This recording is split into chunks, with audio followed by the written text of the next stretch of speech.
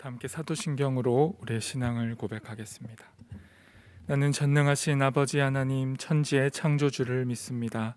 나는 그의 유일하신 아들 우리 주 예수 그리스도를 믿습니다.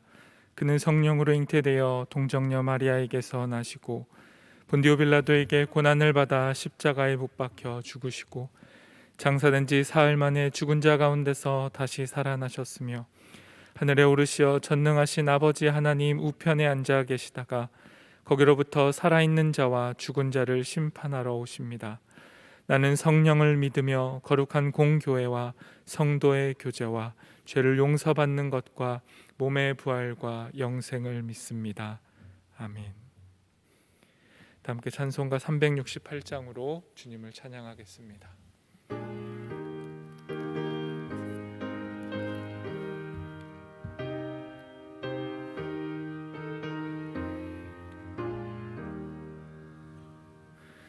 주 예수여 은혜를 내려주사 곧 충만케 하옵소서. 이주리고 목마른 나의 맘에 주 성령을 부으소서. 주 예수여 충만한 은혜 내 영혼에 부으소서. 주 예수만 나의 힘 되고 내 만족감 됩니다. 주 예수여 죄에서 풀어주사 날 정결케 하옵소서. 이 세상의 유혹이 나의 맘에 틈 못하게 하옵소서. 주 예수여 충만한 은혜 내 영혼에 부으소서. 주 예수만 나의 힘 되고 내 만족함 됩니다. 옛 야곱이 천사와 씨름하던 그 믿음을 주옵소서. 이 세상의 물결이 흉흉해도 날 평안케 하옵소서. 주 예수여 충만한 은혜 내 영혼에 부으소서. 주 예수만 나의 힘 되고 내 만족함 됩니다. 주 예수여 완전한 주의 사랑 나 받기를 원합니다. 그 사랑이 내 맘에 충만하여 날 기쁘게 하옵소서. 주 예수여 충만한 은혜 내 영혼에 부으소서. 주 예수만 나의 힘 되고 내 만족함 됩니다. 내 마음에 임하신 주의 성령 늘 계실 줄 믿습니다. 그는 은사를 나에게 부어주사 주 섬기게 하옵소서. 주 예수여 충만한 은혜 내 영혼에 부소서. 주 예수만 나의 힘 되고 내 만족함 되니다.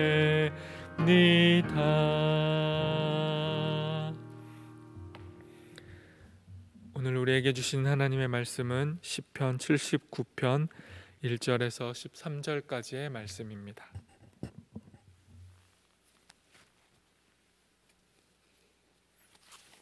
구약성경 시편 79편 1절에서 13절까지의 말씀입니다.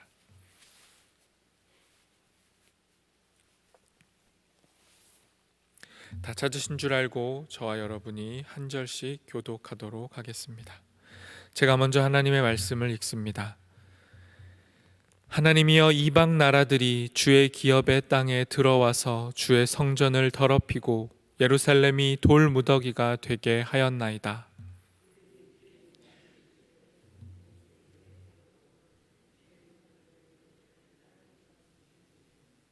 그들의 피를 예루살렘 사방에 물같이 흘렸으나 그들을 매장하는 자가 없었나이다.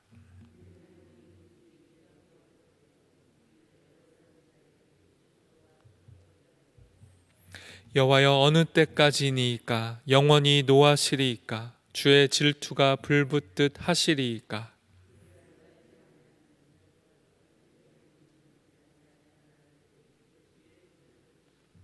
그들이 야곱을 삼키고 그의 거처를 황폐하게 함이니이다.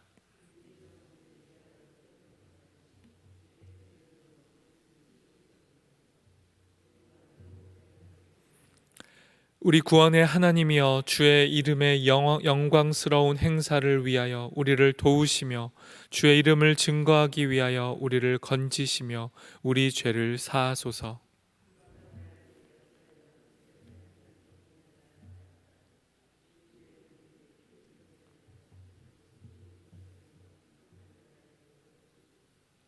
갇힌 자의 탄식을 주의 앞에 이르게 하시며 죽이기로 정하신 자도 주의 크신 능력을 따라 보존하소서.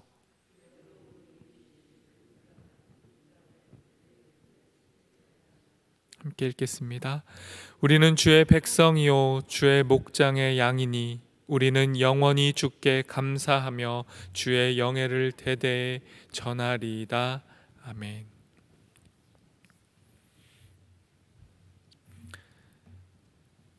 저희가 앞에서 묵상 본문으로 살펴보았던 요나와 나훔이 북이스라엘을 멸망시킨 아수르를 배경으로 하고 있다면, 오늘부터 시작되는 시편, 특히 오늘의 시편 79편은 남유다를 완전히 파괴한 바벨론을 배경으로 하는 시편입니다.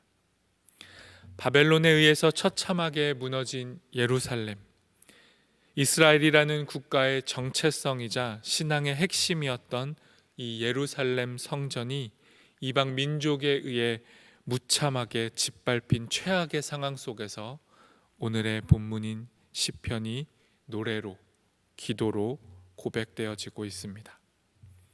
아삽의 시라고 이름이 붙여져 있지만 이 아삽은 다윗과 솔로몬 시대의 사람이기 때문에 아삽이 직접 지은 시가 아니라 아삽의 자손들이 아삽의 이름으로 시를 지은 것입니다. 이 아삽의 이름의 뜻이 모으는 자입니다. 그런데 이방 민족에 의해서 여기저기 흩어져 버린 자신들의 민족의 상황을 아파하면서 시인은 하나님께서 다시 자신들을 모아주시기를 바라는 마음으로 아삽이라는 시인의 이름을 가지고 와서 아삽의 시라는 이름으로 지금 노래하고 있는 것입니다. 1절 말씀을 제가 읽겠습니다. 하나님이여, 이방 나라들이 주의 기업의 땅에 들어와서 주의 성전을 더럽히고 예루살렘이 돌 무더기가 되게 하였나이다. 이스라엘은 자신들이 하나님의 선택을 받은 백성이며 그 확실한 증거가 바로 성전이라고 자부했습니다. 성전에서 하나님께서 자신들을 만나주시고 임재하시는 것을 최고의 영광으로 삼고 살아왔습니다. 그런데 지금 그 성전이 찬란했던 영광의 순간이 이방 나라들에 의해 더럽혀지고 돌 무더기가 되어서 완전히 무너져 버리게 된 것입니다. 이 절망스러운 상황을 2절과 3절이 이렇게 묘사합니다. 그들이 주의 종들의 시체를 공중의 새에게 밥으로, 주의 성도들의 육체를 땅의 짐승에게 주며 그들의 피를 예루살렘 사방에 물같이 흘렸으나 그들을 매장하는 자가 없었나이다. 영광의 도성이었던 예루살렘이 이제 피와 죽은 자들의 몸으로 뒤덮여져 있습니다. 하나님의 백성이라 불린 자들의 시체가 땅에 넘쳐나고 바벨론은 성도들의 시체를 공중의 새와 땅의 짐승의 먹이로 던져주고 있습니다. 성도들의 피가 예루살렘 사방에 물처럼 흐르고 있지만 그들을 묻어줄 사람이 아무도 없습니다. 장례를 치를 수 없다라는 것은 고대 사회에서 가장 비참한 죽음을 의미했습니다. 그런데 지금 하나님의 백성인 이스라엘이 이 참혹한 일을 당하고 있는 것입니다. 그리고 이제 이방 민족들은 이스라엘을 조롱합니다. 4절 말씀입니다. 우리는 우리 이웃에게 비방거리가 되며 우리를 애워싼 자에게 조소와 조롱거리가 되었나이다. 하나님의 백성됨을 자랑했던 이스라엘은 이제 이웃 나라들에게 비웃음과 놀림을 받는 처지가 되었습니다. 나라를 잃은 것 자체도 서럽지만 이스라엘에게 진정 수치스러웠던 것은 하나님의 이름이 땅에 떨어졌다는 것입니다. 고대 사회에서 전쟁은 곧 신들의 전쟁이었습니다. 그러했기에 바벨론에 의해서 이스라엘이 멸망당한 것, 바벨론과의 전쟁에서 이스라엘이 처참하게 무너진 것, 이것은 바벨론의 신인 마루둑에게 이스라엘의 신인 하나님이 패배한 것으로 받아들여졌습니다. 만군의 여호와가 이방 민족의 신보다 능력이 없다고 평가받는 것, 이것이 이스라엘에게 진정한 수치였고 도저히 이해할 수 없는 현실이었습니다. 어찌 하나님이 이방 민족의 신에게 질 수 있는가? 이것이 이스라엘에게 가장 큰 고난이었고 고뇌였고 이해할 수 없는 질문이었습니다. 실제로 이스라엘이 자신들에게 닥친 이 절망스러운 상황 안에 담겨 있는 하나님의 뜻을 이해하고 받아들이는 데에는 아주 오랜 시간이 걸렸습니다. 마치 우리들이 힘든 일을 당했을 때 도저히 이해할 수 없는 상황 앞에서 하나님의 뜻을 찾아낼 수 없듯이, 그리고 그 뜻은 한참 시간이 지난 후에야 결국 알게 되는 것처럼 이스라엘도 지금 이해할 수 없는 현실 속에서 아파하고 절망하였습니다. 하나님께 묻고 또 물으며 자신들의 역사와 자신들의 행동을 돌아보고 난 후에야 이스라엘은 하나님 앞에서 정직한 노래와 정직한 기도를 올려드릴 수 있었습니다. 5절 말씀입니다. 여호와여 어느 때까지니이까 영원히 노하시리이까 주의 질투가 불붙듯 하시리이까. 고통 속에 있는 당사자에게 고통은 끝이 보이지 않습니다. 짙은 어둠 속에 갇혀 있을 때는 빛이 보이지 않습니다. 그래서 더 두렵고 괴롭습니다. 도대체 언제까지 이 고통 속에 갇혀 있어야 할지를 알 수가 없기 때문에 막막하고 괴롭습니다. 이때 대부분의 사람들은 그 절망에 지배당하게 됩니다. 그리고 스스로 무너집니다. 소망이 보이지 않기에 절망하게 자신을 내어주고 마는 것이죠. 하지만 이 시편의 시인은 절망 속에서 노래합니다. 슬픔과 탄식과 분노의 감정을 하나님 앞에 기도로 쏟아냅니다. 하나님의 이름을 부르고 하나님의 이름을 붙잡고 기도합니다. 여호와여, 어느 때까지니까? 하나님, 언제까지 이 고통을 당해야 합니까?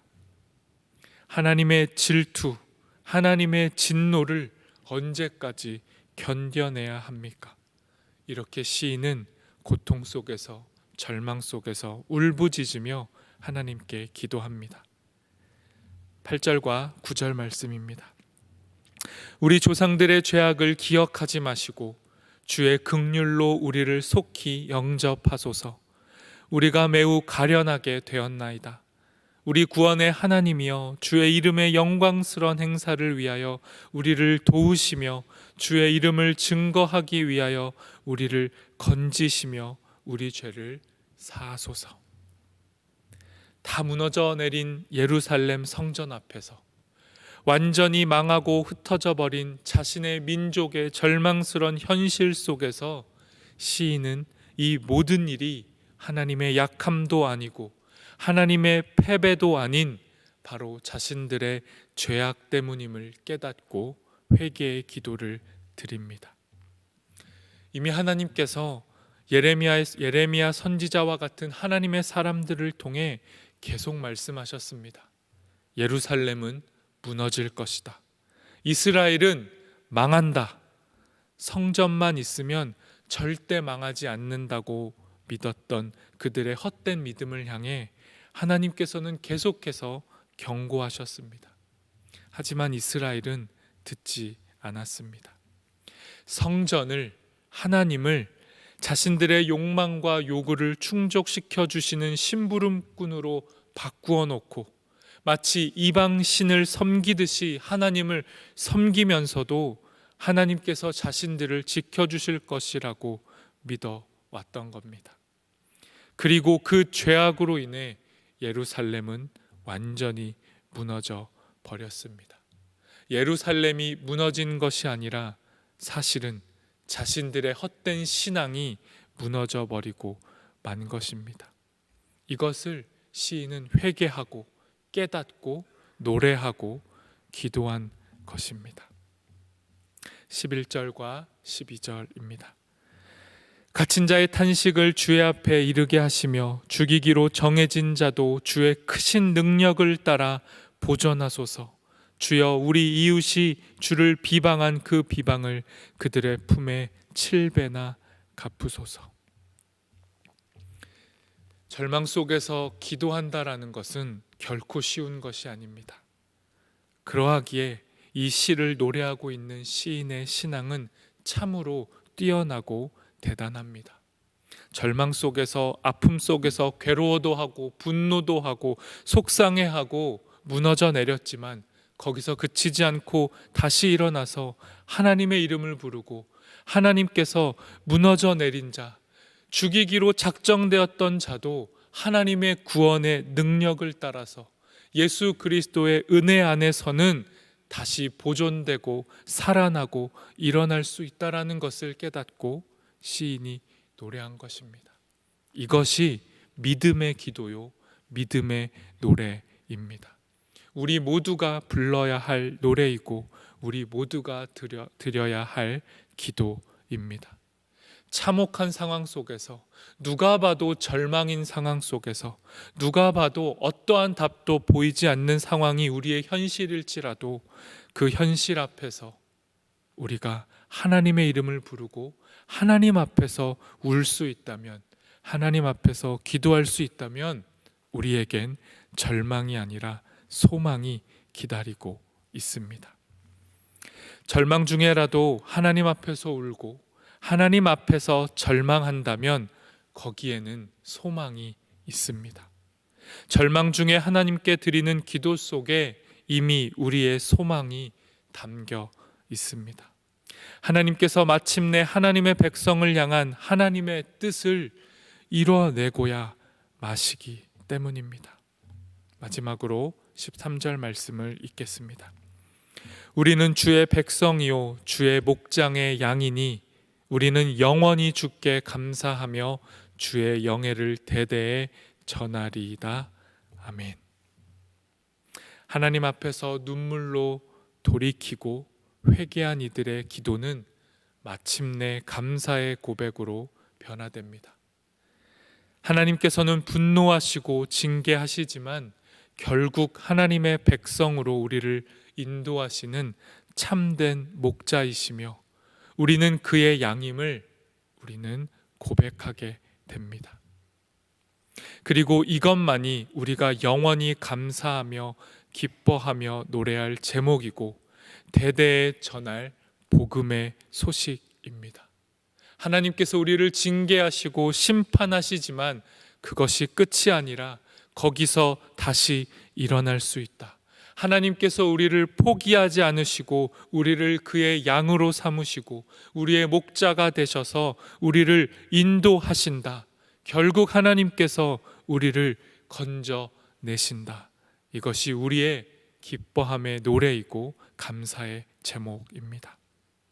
절망 중에 있는 우리를 건져내시고 회복하시는 하나님만을 의지하고 자랑하고 기도하는 우리 모두가 되기를 소망합니다. 함께 기도하겠습니다. 이 시간 기도하실 때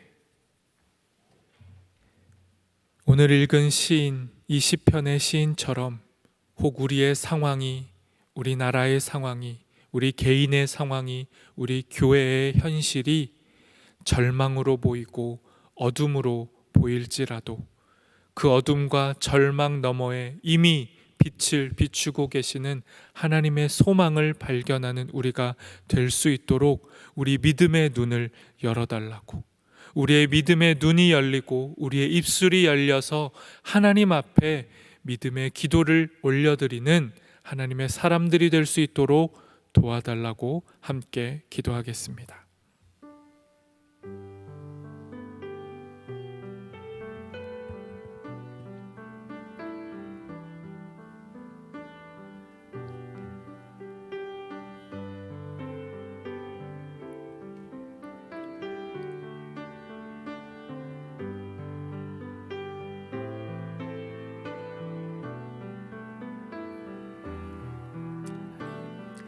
뜻 알기를 소망합니다.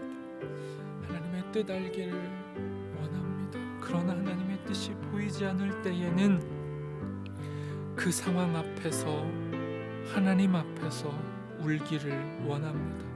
하나님, 우리의 기도가, 우리의 눈물이 하나님 앞에 흩어지지 않고 주의 눈물의 병에 담김을 고백하오니 하나님, 우리의 모든 울부짖음과 연약함을 받아주시고 주님 앞에 기도하고 주님 앞에 오는 성도들이 되도록 인도하여 주십시오. 주님, 완전히 무너져 내린 상황 속에서도 주의 뜻을 간구하고 역사를 돌아보며 하나님의 뜻을 발견했던 시인처럼 하나님, 우리도 우리의 삶의 자리에서 우리의 과거를, 우리의 역사를, 우리의 행동을 돌아보며 그 일을 다시 반복하지 않고 주님이 펼쳐내실 그 주님의 미래를 향해 나아가는 우리가 되게 하여 주십시오. 오늘의 현실을, 오늘의 하루를, 오늘의 일상을 살아내는 우리가 되게 도와주십시오. 견고함을 주시고 하나님, 무릎 꿇고 포기하지 않는 믿음을 우리에게 허락하여 주십시오. 주님 앞에서 울게 도와주십시오. 주님 앞에서 울게 도와주십시오. 다 이해할 수 없는 상황 속에서도 우리의 눈과 우리의 시선과 우리의 성이 변화되도록 주님의 믿음으로 우리를 붙잡아 주십시오. 주님의 믿음으로 우리를 일으켜 세워주십시오.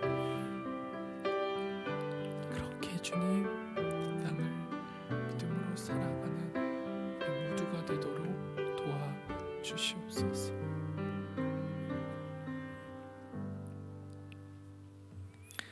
하나님, 감사합니다.